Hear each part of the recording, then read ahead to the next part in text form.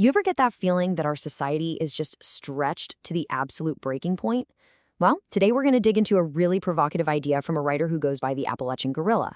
His whole thesis is that the root of all our problems comes down to one fundamental miscalculation: how we value our kids. Okay, let's get right into it. I mean, you've seen the headlines, right? We've all seen them. For decades, the media has just hammered this number into our brains. It costs $500,000 to raise a child to 18. It's a figure that gets repeated so often, it's basically treated as fact. And according to the author, this has had a really chilling effect on birth rates. But here's the central challenge that this author throws down. What if that whole way of thinking, that purely financial calculation, is just completely wrong? What if looking at children as a $500,000 line item on a budget, instead of, an invaluable asset, is the real reason our society and economy feels so completely out of whack? Okay, so to really get where this argument is coming from, the author wants us to rewind the clock. And I mean way back, about 500 years to the settlement of the Americas. Because the claim here is that this is where a whole new kind of social system was born.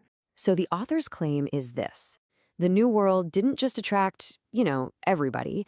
It was like a magnet for a very specific type of person.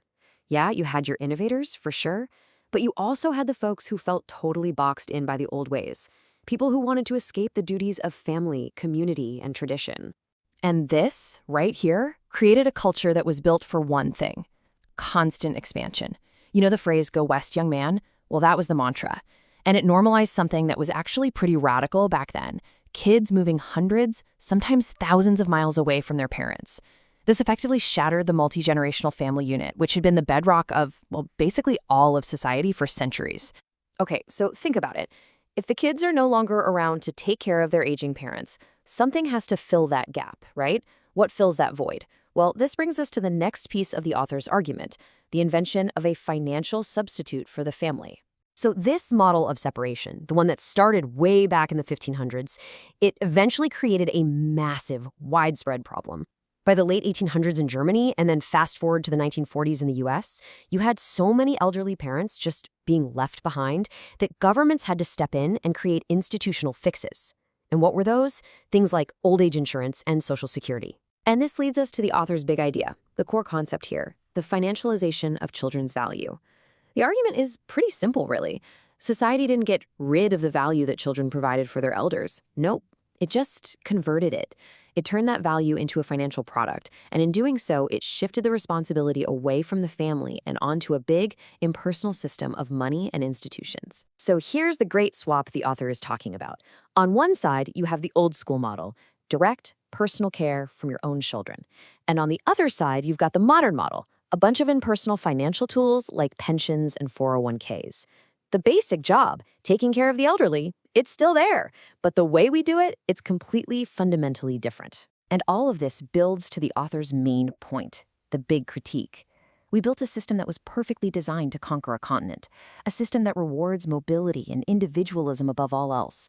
But that continent is settled now. And according to the author, the system we built for the job is completely lost. It has no idea what to do next. So what does that look like? Well, according to the author, these are the symptoms of that outdated system. When those deep ties to family and community get weaker, we start treating relationships like they're disposable. We start turning to giant corporations for things we used to get from our neighbors.